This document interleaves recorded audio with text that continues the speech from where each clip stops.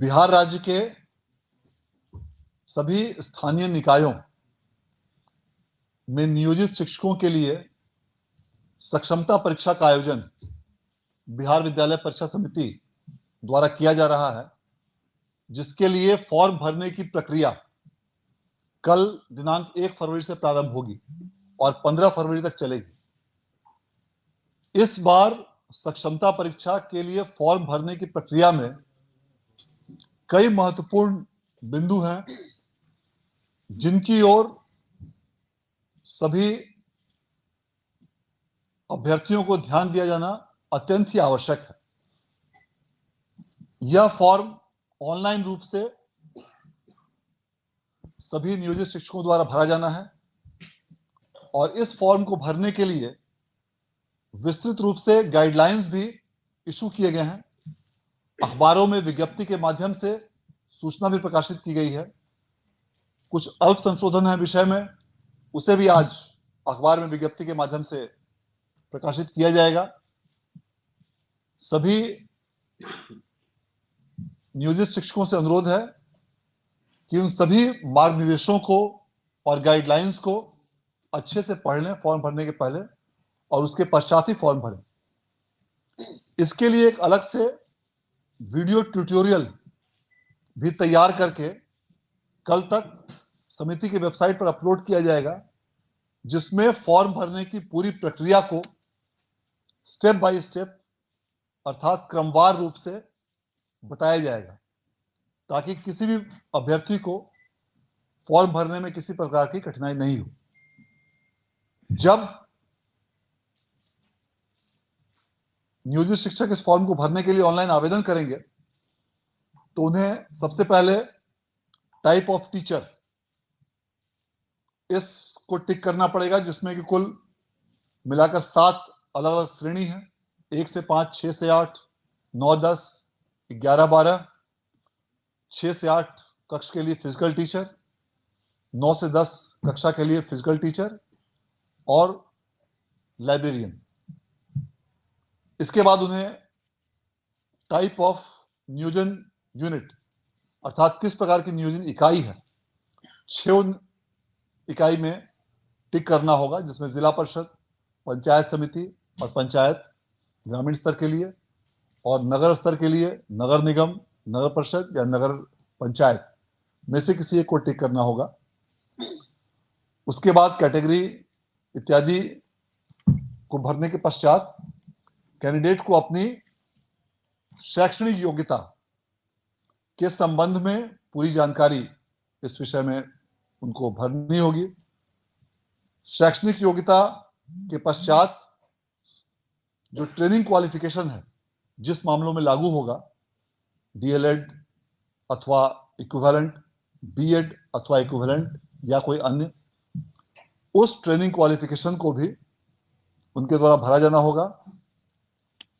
और पूर्व में जिस किसी भी प्रकार की टीचर्स एलिजिबिलिटी टेस्ट को विद्यार्थियों को ऐसे नियोजित शिक्षकों ने जिसमें वो अपीयर हुए हैं, जिसमें उन्होंने उत्तीर्णता हासिल की है, उन सबों की विवरणी भी उन्हें लिखनी होगी और उसका जो भी परिणाम रहा हो, क्वालिफाइड रहे हैं या नॉट क्वालिफाइड रहे हैं, उसकी भी विवरणी उनको देना अनिवार्य होगा। इसके बाद उनको सब्जेक्ट, अपना विषय, उसको भरने की आवश्यकता होगी और तत्पश्चात उनकी पोस्टिंग के लिए 3 जिलों का विकल्प समिति द्वारा मांगा जा रहा है और वह 3 जिलों का विकल्प उनको अपने इस आवेदन फॉर्म में भरना अनिवार्य होगा। उसमें से मेधा सह आरक्षण के आधार पर उनको जिलों का आवंटन किया जाएगा और जिलों के आवंटन के पश्चात अगले चरण में उनको विद्यालयों का आवंटन निर्धारित प्रक्रिया के अनुसार उनको किया जाएगा। कुल मिलाकर इसमें 59 अलग अलग प्रकार की परीक्षाएं ली जाएंगी, जिसमें प्राथमिक कक्षा के लिए कक्षा 1 से 5 के लिए एक परीक्षा होगी। कक्षा 6 से 8 के लिए 8 विषयों की परीक्षा आयोजित की जाएगी। पूर्व में जो विज्ञप्ति प्रकाशित की गई थी उसमें 7 विषयों का उल्लेख किया गया था। उसके अलावा एक बांग्ला विषय भी इसमें जोड़ा जा रहा है, जिसके संबंध में कल अखबारों में विज्ञप्ति प्रकाशित कर दी जाएगी। माध्यमिक विद्यालय कक्षा 9 से 10 के लिए कुल 19 विषय निर्धारित किए गए हैं। इनमें पूर्व से जो 17 विषय अखबारों में विज्ञप्ति में प्रकाशित किया गया था, उन 17 विषयों के अलावा 2 अन्य विषय अर्थशास्त्र और गृह विज्ञान को भी आज जोड़ा जा रहा है और इसके संबंध में भी कल तक अखबारों में विज्ञप्ति प्रकाशित की जाएगी।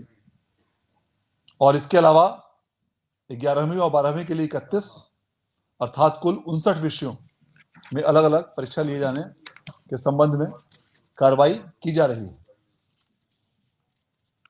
जैसा कि पूर्व में ही सूचित किया जा चुका है, यह परीक्षा ऑनलाइन रूप से आयोजित की जाएगी, अर्थात कंप्यूटर बेस्ड टेस्ट होगा और इसकी अवधि 2.5 घंटे की होगी। इसीलिए ऐसे सभी शिक्षक अभ्यर्थी से यह अनुरोध किया गया है कि वे इस प्रकार की ऑनलाइन परीक्षा हेतु अभी से ही प्रैक्टिस प्रारंभ कर दें और इसके लिए उन्हें कई अलग अलग संस्थानों का विकल्प भी दिया गया है, जिसमें पीटीसी प्राथमिक शिक्षक प्रशिक्षण संस्थान, डाइट या ऐसे कई विद्यालय हैं जहां पर आईसीटी लैब की स्थापना की गई है। इनमें से कहीं पर भी वो जाकर निर्धारित अवधि जो शिक्षा विभाग द्वारा निर्धारित की गई है उसमें वे कंप्यूटर का प्रशिक्षण ले सकते हैं, ताकि उनको ऑनलाइन परीक्षा देने में किसी प्रकार की कठिनाई नहीं हो। इसके अलावा यह प्रावधान किया गया है फॉर्म भरते समय कि जो भी विवरणी जो भी हम लोगों ने बताया, यह जब शिक्षक अभ्यर्थी भरेंगे तो विवरणी भरने के पश्चात उन्हें रिव्यू का बटन दिया जाएगा, ताकि वो फॉर्म सबमिट करने के पहले अपने आवेदन पत्र को अच्छी तरह से एक एक फील्ड को देख लें।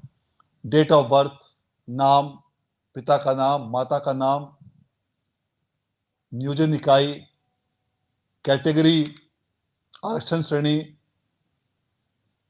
डिफरेंटली एबल्ड श्रेणी और अन्य जितने भी फील्ड्स उनको भरने हैं उसको वो पूरी तरह रिव्यू कर लें। और रिव्यू करने के बाद जब वो संतुष्ट हो जाएं कि मेरे द्वारा दी गई सारी विवरणी सही है, तभी वो सबमिट बटन पर क्लिक करें और उसके पश्चात फॉर्म भरा जाएगा। यदि किसी कारणवश उनके द्वारा भरे गए फॉर्म में कोई त्रुटि पाई जाती है तो इसके बाद इस फॉर्म की समीक्षा जिला शिक्षा पदाधिकारी के कार्यालय में की जाएगी और डीओ ऑफिस से उस फॉर्म को एक्सेप्ट या रिजेक्ट उसको किया जाएगा। जिस शिक्षक अभ्यर्थी द्वारा सभी विवरणी सही भरी जाएगी और जो इस परीक्षा में बैठने हेतु योग्य होंगे, उनका एप्लीकेशन डीओ कार्यालय द्वारा बिहार बोर्ड को फॉरवर्ड कर दिया जाएगा और तब उसका कैंडिडेचर अंतिम रूप से प्रमाणित माना जाएगा और उसके पश्चात उसे एडमिट कार्ड इशू किया जाएगा। लेकिन यदि किसी अभ्यर्थी के विवरणी में त्रुटि होती है तो यदि वह अभ्यर्थी योग्य है, परीक्षा देने योग्य, तो त्रुटि के साथ उसके लॉगिन में वापस डीओ ऑफिस से वह फॉर्म भेज दिया जाएगा और तब उसको मौका दिया जाएगा एडिट ऑप्शन का कि जो भी उसने त्रुटि की है उस शिक्षक अभ्यर्थी ने किसी भी फील्ड में सरकारी अभिलेख के अनुसार, उसको वो सुधार करके दोबारा फॉर्म भर सके।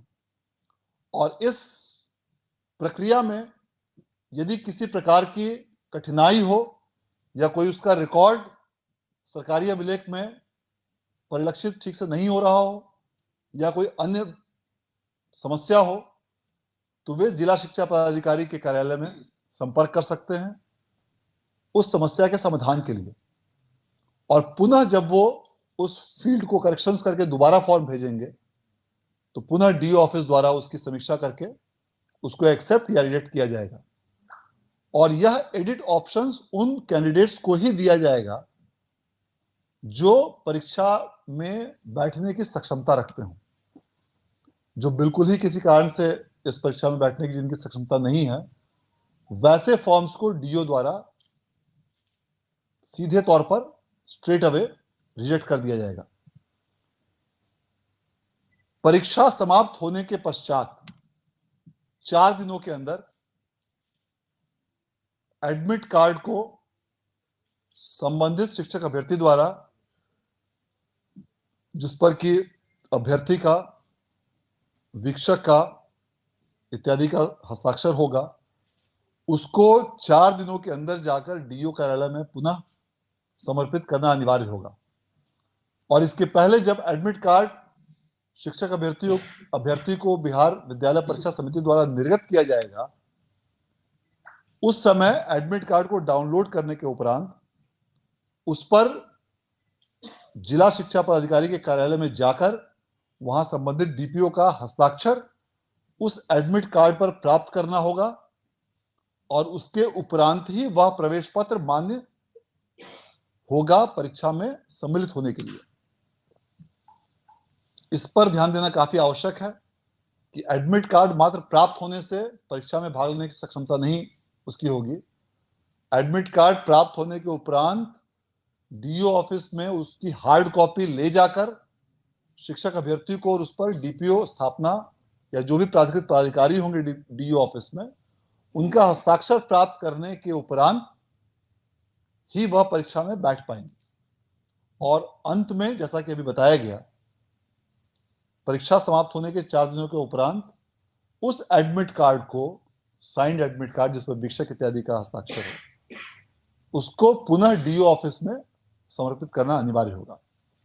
तो ये सारी प्रक्रियाएं, चूंकि इस प्रकार की सक्षमता परीक्षा नियोजित शिक्षकों के लिए पहली बार आयोजित की जा रही है, इसलिए एक एक इसके स्टेप पर ध्यान देना आवश्यक है।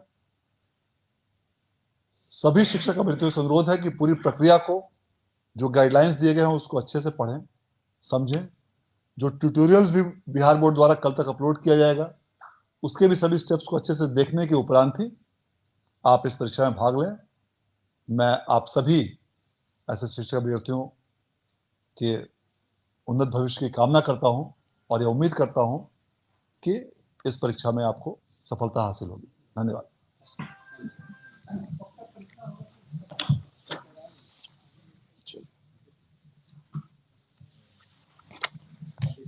से 13 कोई अपन 2-3 क्वेश्चन को बता दिए कि बता देंगे। अभी जिस तरह से ये आ रहा है कि सीबीटी जो है बहुत टफ है, क्योंकि आपको लेते रहे हैं जीएसटी जो है, लेकिन वो टफ बता रहे हैं। इसमें कितना आसान होगा और कितना ये होगा, ये सब बता दीजिए। सरकार बोल चुकी थी मामूली परीक्षा, सिलेबस कैसा होगा?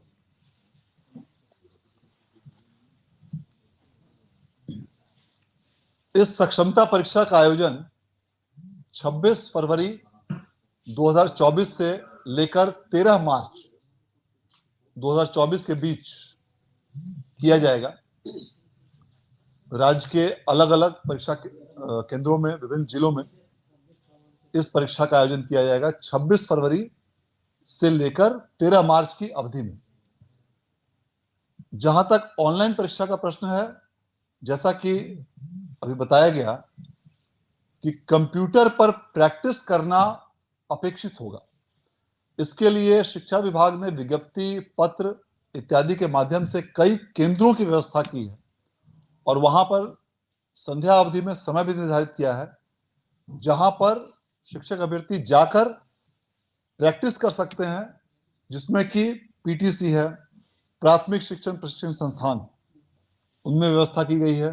डायट, जिला शिक्षा एवं प्रशिक्षण संस्थान, शिक्षक प्रशिक्षण महाविद्यालय, जो भी इस तरह के आईसीटी लैब जो भी उनको नजदीक में हो, वहां पर जाकर संध्या 5 बजे के बाद या टीचर्स ट्रेनिंग इंस्टीट्यूट्स वगैरह में 7:30 से 9:30 के बीच में प्रैक्टिस कर सकते हैं। यह बहुत ही आवश्यक है ताकि आपको किसी भी प्रकार की ऑनलाइन परीक्षा में कठिनाई नहीं हो।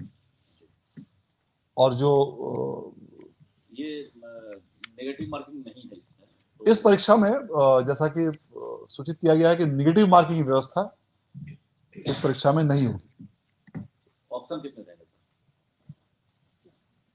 सभी प्रश्न बहुविकल्पी होंगे और सभी प्रश्नों के 4 विकल्प इसमें दिए जाएंगे और उसके आधार पर ही परीक्षा फल का निर्धारण किया जाएगा। सर एक और सवाल, ये क्योंकि तीसरे फेज बहाली की तैयारी शुरू हो गई है, रिक्शा मंगा ली है और बिहार बोर्ड के लिए भी एक बड़ी चुनौती है, तो बीटेक को लेकर क्या तैयारी है या बीटेक कुछ लेकर तैयारी है?